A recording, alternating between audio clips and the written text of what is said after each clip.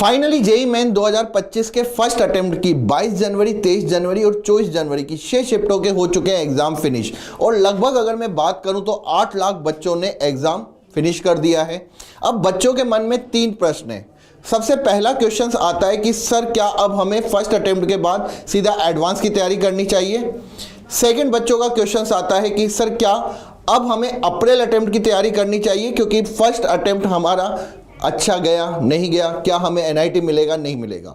और third question होता है बच्चों का, सर क्या अब हम एडवांस के लिए क्वालिफाई हैं या फिर नहीं हैं, क्योंकि काफ़ी बच्चे होते हैं कहते हैं कि सर एडवांस के लिए अगर क्वालिफाई हो जाएंगे तो हम डायरेक्ट एडवांस का पेपर देंगे और हम सेकंड अटेम्प्ट नहीं देंगे। तो चलिए बच्चों, इस सेशन में आपके सारे डाउट्स क्लियर होंगे और आपके लिए मैं लेके आया हूं मार्क्स वर्सेस परसेंटाइल। इन जो 6 शिफ्टों में बच्चों के एग्जाम हुए हैं, एग्जाम को देखते हुए बच्चों मैं आपके सामने रखने वाला हूं कौन सी शिफ्ट में। जी हां बच्चों, शिफ्ट वाइज यहां पे मैं बताने वाला हूं कि कितने मार्क्स पे आपको कितनी परसेंटाइल बनने वाली है शिफ्ट वाइज। इसीलिए बच्चों को कहता हूं कि चैनल को भाई सब्सक्राइब करके रखिए, जो भी इंपॉर्टेंट इंफॉर्मेशन होगी वो आपको इसी चैनल पे मिलेगी। अगर बच्चों यहां पे सेशन अच्छा लगे तो सेशन को लाइक कर दीजिएगा और चैनल को सब्सक्राइब कर दीजिएगा। लेकिन ध्यान रखिए बच्चों, सेशन को पूरा देखना क्योंकि बहुत ही इंपॉर्टेंट सेशन है। तो सबसे पहले आपको मैं बता दूं, अगर आपको एडवांस के लिए क्वालिफाई करना है या अगर मैं यहां पे बात करूं कि आपको टॉप 2.5 लाख बच्चों में आना है, तो लास्ट ईयर की अगर हम बात करें जो कट ऑफ की एडवांस के लिए, वो बच्चों जो कट ऑफ थी इस बार भी वही रहने वाली है। काफ़ी बच्चों ने कहा कि सर इस बार नंबर्स ऑफ स्टूडेंट बढ़े तो कट ऑफ बढ़ेगी, नहीं बढ़ेगी बच्चों। यहाँ पे मैं कहना चाहूँगा कि 2025 में ये सिर्फ 93 परसेंटाइल जनरल की कट ऑफ रहने वाली है। अगर मैं यहाँ पे बात करूँ ओबीसी की तो ये 80% जाएगी, 80 परसेंटाइल। क्यों ऐसा कह रहा हूँ, क्योंकि इस बार बच्चों ऑप्शनल जो आपके क्वेश्चन थे वो हटा दिए हैं, इसलिए कट ऑफ डेफिनेटली कम होना स्वाभाविक है। ठीक है, अगर एससी की बात करूं तो बेटा ये 60 परसेंटाइल जाएगी और एसटी में ये 45 परसेंटाइल जाएगी। मैं यहां पे लिख देता हूं बच्चों, ये लगभग 45 परसेंटाइल 25 के लिए, यहां पे 60 परसेंटाइल, ठीक है ना, एससी के लिए, और ओबीसी के लिए 80 परसेंटाइल।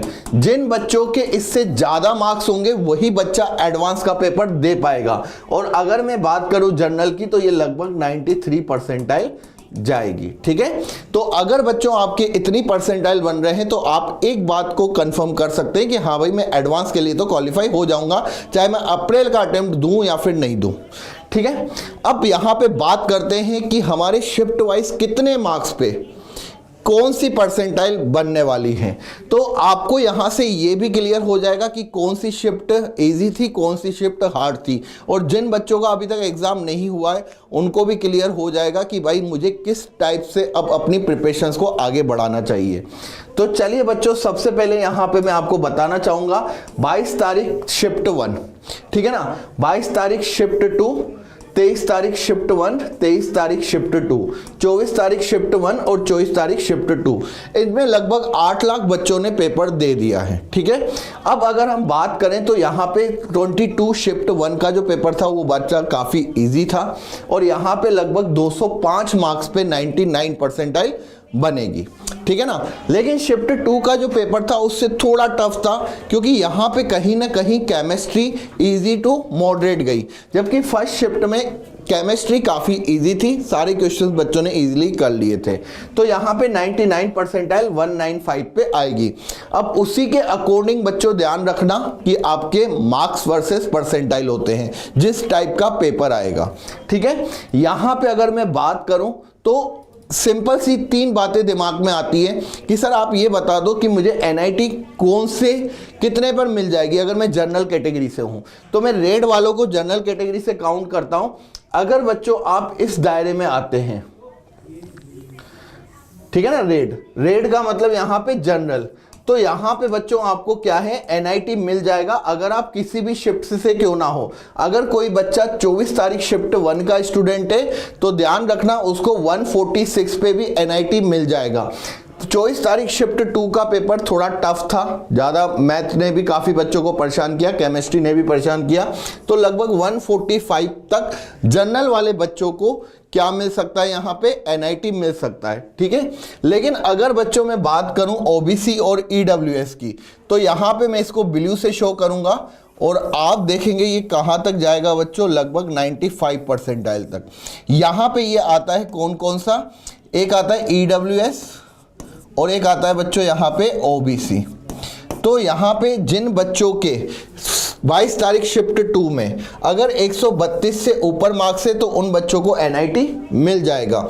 यहाँ पे आप देखेंगे बच्चों 23 तारीख शिफ्ट 2 130 मार्क्स है तो आपको एनआईटी मिल जाएगा।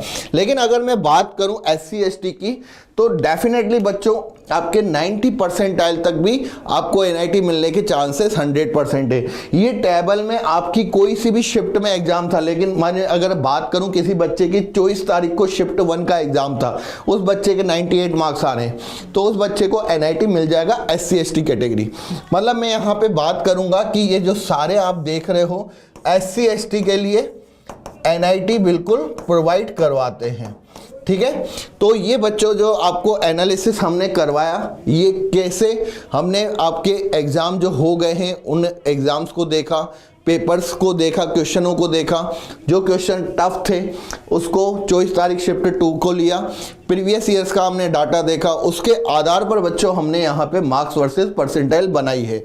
और डेफिनेटली बच्चों ये सबसे पहले हैं जो हम आपके सामने लेके आए हैं।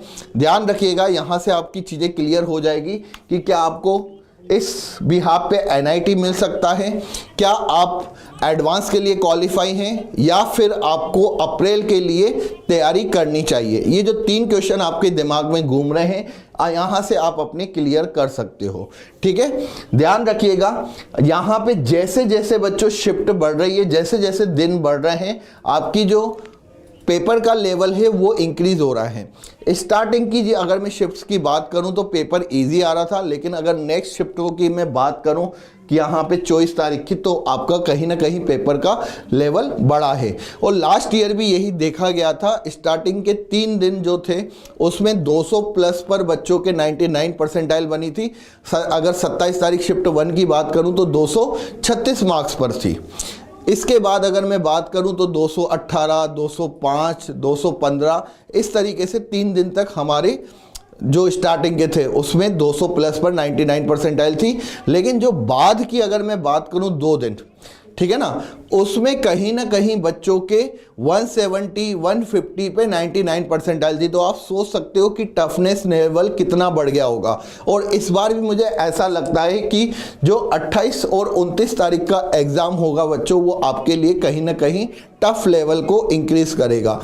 इसीलिए मैं आप सभी को कहूँगा कि अगर किसी बच्चे ने एग्ज़ाम हॉल में पेपर को देखते हुए सिर्फ 10 या 10 तो बहुत कम हो जाएंगे, मैं कहूँगा कि अगर किसी बच्चे ने 40 क्वेश्चंस किए हैं तो उसको घबराने की ज़रूरत नहीं है। 150 मार्क्स किए हैं, हो सकता है कि 150 मार्क्स पे भी 199 परसेंटाइल बन जाए, ठीक है ना। 99 परसेंटाइल 150 मार्क्स पे बन सकते हैं। ओके बच्चों, तो 28-29 तारीख को मैं यही कहूँगा कि बच्चे नेगेटिव मार्किंग से बचे, क्योंकि पेपर का लेवल डेफिनेटली अगर टफ होगा तो क्वेश्चंस करने में आपको प्रॉब्लम होगी। ओके, तो यहाँ पे सबसे पहले हम देखते हैं कैटेगरी वाइज कि बच्चों को एनआईटी कितने मार्क्स पे मिलेगा। जनरल कैटेगरी अगर आपकी है तो 160 पे बच्चों आपको एक अच्छी एनआईटी मिल सकती है, ठीक है। कंप्यूटर साइंस ब्रांच नहीं मिलेगी। या फिर एक टियर 3 की एनआईटीज होती है जिसमें आपको क्या मिल सकता है, कंप्यूटर साइंस मिल सकता है, जिसमें आपको 97 परसेंटाइल बनाने पड़ेंगे। ईडब्ल्यूएस के लिए मैं कहूँगा 155 मार्क्स सिक्योर हैं, ओबीसी के लिए 140, एससी एसटी के लिए 110 और पीडब्ल्यूडी के लिए 50। तो अगर किसी बच्चे के इतने मार्क्स आ जाते हैं तो उनको एनआईटी मिल जाएगा, ठीक है ना। अगर आपको लगता है कि सर हमारे इतने मार्क्स नहीं आ रहे हैं तो फिर आपको बच्चों अप्रैल अटेम्प्ट की तैयारी करनी चाहिए और डेफिनेटली उसके बाद आपको एडवांस का पेपर देना चाहिए। तो कैसी लगी इन्फॉर्मेशन? अगर डेफिनेटली अच्छी लगी हो तो डेफिनेटली चैनल को सब्सक्राइब करके जाइएगा और लाइक कर दीजिएगा सेशन को। Bye bye.